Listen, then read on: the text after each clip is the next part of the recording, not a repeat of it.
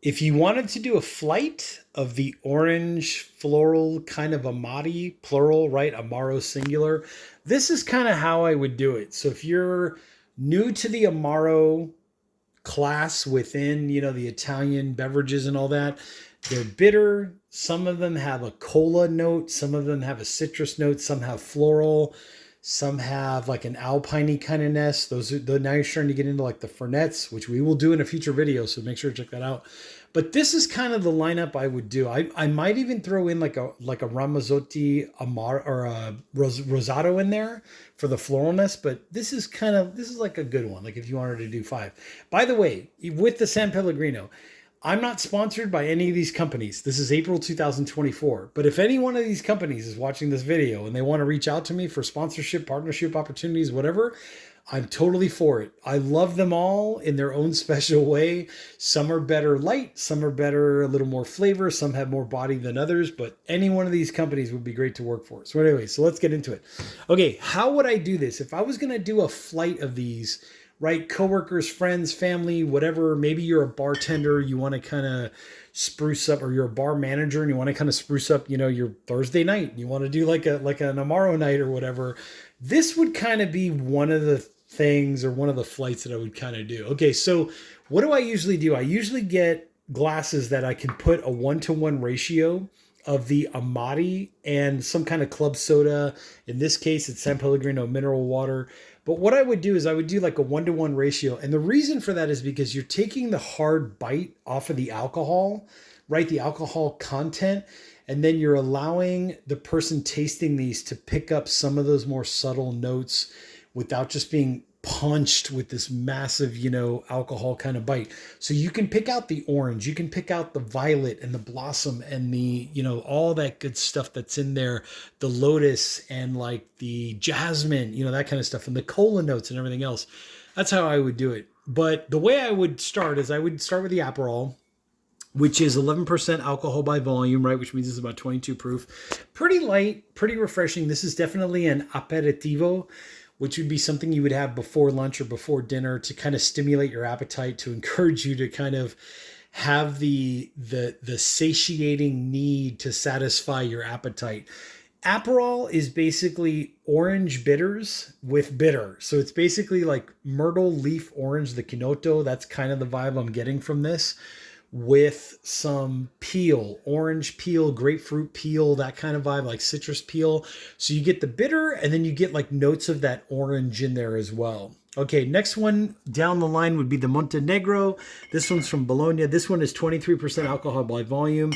I've seen this go in the aperitivo direction, right? Because it stimulates the appetite. I've also seen this go in the digestivo direction, which is to help with digestion, maybe in the middle of the meal or maybe after the meal. If you're going to do like a pairing, like an Amati pairing with your courses, if you have like a 5-course, 6-course meal, 4-course, or whatever the case may be, that's where I'd put this. Okay, what is this? This is I consider Montenegro one step above the Aperol, or even the Campari. You could have Campari here too. It'd be almost the same thing. Aperol, Campari are basically similar. They're kind of cousins, like very close first cousins. Like Aperol is orange and bitter.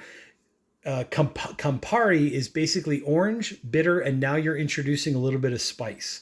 Montenegro to me is orange forward with spice, and you can distinctly tell that this is orange and spice together in one beverage. That's kind of the vibe that I'm picking up from it. Okay, next in line, or next in the, if you're going to do a flight of this, would be Amaro Nonino. This is a huge award winner, right? 20th anniversary Wine Enthusiast Wine Star Awards winner. You kind of get the idea. You do start picking up some of those brandy notes, right? Like if you want to go ahead and take your screenshot, water, grain neutral spirits, brandy with spices. So what you're getting here is orange forward, like in a percentage of 100, you're still getting that like 60% orange forward. But now you're starting to get some floral in there. And what I mean by floral is walk into a flower shop and smell those sweet flower petals and blossoms. So you're getting orange blossom. You're getting some jasmine in there. You're getting some violet in there. You're also getting some lavender in there. You're getting that sweet floral note. that would be like in a percentage of 100, I would say 60% is orange and floral, kind of pleasantly, homogeneously, beautifully balanced. Then you're getting about 30% of this beautiful kind of spice where you're getting warm spices. You're starting to get like here you're getting some spice, and it's like you can't quite figure out exactly what those spices are. Like they are warming spices. There's clove, there's cinnamon, there might be some cardamom, you know, that kind of vibe.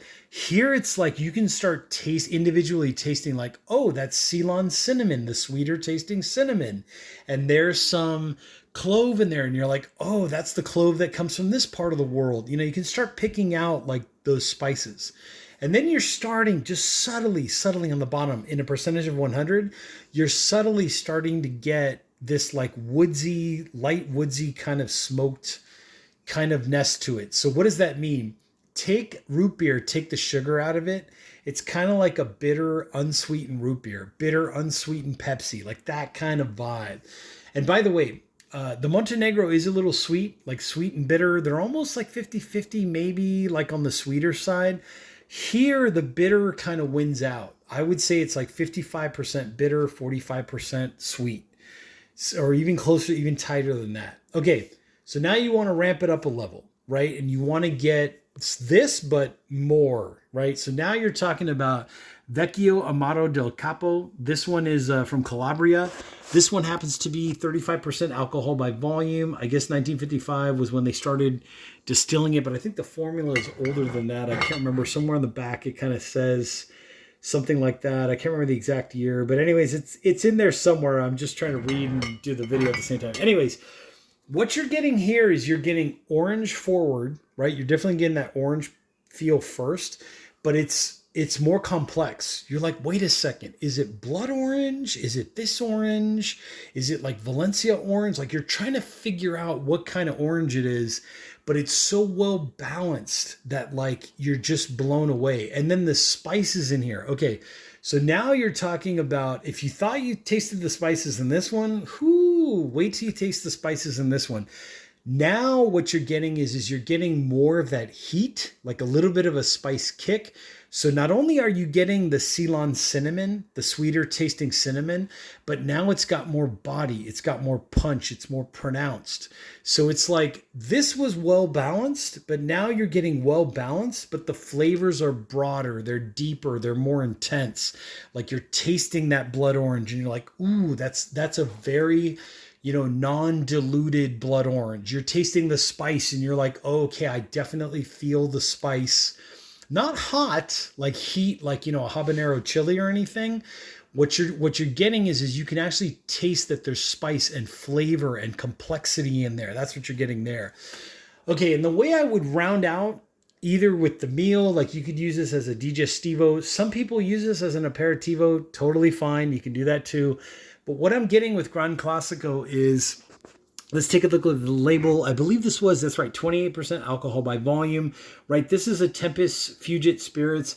I'm still, to this day, going nuts trying to find their Fernet. Tempest Fugit makes an awesome Fernet. If anyone knows where you can find that in the Los Angeles area, post it down below in the comment section, because I would love to do a Fernet video that includes that Tempest Fugit Fernet in there. But anyways, Gran Classico to me is, so take all of this, tone down the orange, right? Tone down the orange, and now put the cola in the forefront. So you're still getting hints of and notes of like myrtle leaf orange, right? The Kinoto orange. You're starting to get that unsweetened cola flavor, right? You're starting to get some unsweetened root beer, unsweetened Pepsi, unsweetened cola. You know, you kind of get the idea. You're starting to get that, and you're starting to get bitter as well. So like maybe in a percentage of bitter to sweet, I would say Gran Classico, even though it's pretty close, it's a very tight margin. I would say maybe it's closer to like 60-40, 60% bitter, 40% sweet. Maybe you could go and say 55 bitter, 45% sweet, but it's very close, but it definitely leans more on the bitter side. So these two, if I push this to the back, these two, ironically to me, are closer together in nature than this one is, than the Vecchio del Capo. So that's basically, what I'm kind of getting from it. So basically, again, to recap, the Gran Classico is you're getting the orangeness, you're getting less floral in the Gran Classico, you're getting more of that woodsy bark kind of flavor, right? Does that make sense? Yes, no, I hope so. Okay, so just to quickly recap, if I was going to do like an appetizer course, even pre-appetizer course, I would do the Aperol. With the appetizer, I would do the Montenegro. Maybe with like your first dish, whether that's, if you're going Italian style and you're going to do pasta, maybe I would do this with like the pasta. Maybe, like a good jalapeno, would be perfect with this, or like, something like that. Then if you're gonna do, let's say you're gonna do like pasta with pesto, I think it kind of sounds weird, but I think the grassiness of the pesto and the garlic, the bite of the garlic and everything else, I think would pair really nicely with the Vecchio Amaro del Capo, because you're getting the cinnamon spice, but then you're getting the in the dish, right? In your pasta with pesto, you're getting that spice or that bite with the garlic, and I think those two would pair together quite nicely. Okay, then if you did like a meat course, I would kind of put that in here, some kind of protein course, right? Where you're doing maybe chicken or beef or pork or whatever the case may be. I would kind of put that in there, or maybe even serve the Gran Classico with that course, that kind of a vibe.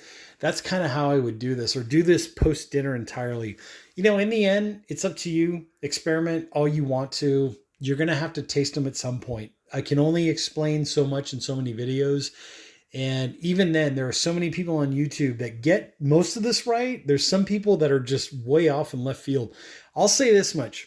With all five of these, even the Ramazzotti Rosato, which I don't have here, if I had the Rosato, where I would put that would be like right here. Like the Ramazzotti Rosato, I would put right here, because you're getting more floral with that one. Hibiscus, rose, orange blossom, that kind of vibe. But with all of these, there's no black licorice, so you don't have to worry about that. There's no alpine. There's no like pine needle flavor tasting anything here. You're not getting any of that with these.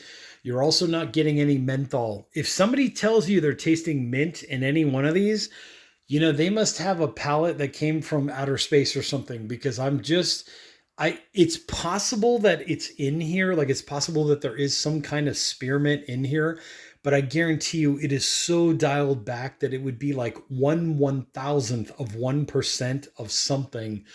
But there's no menthol, there's no mint, there's no alpine, there's no black licorice, there's none of that in any of these. So if you're interested in the Amati plural or Amaro single that are orange forward, and then you want to go the direction of maybe floral, right?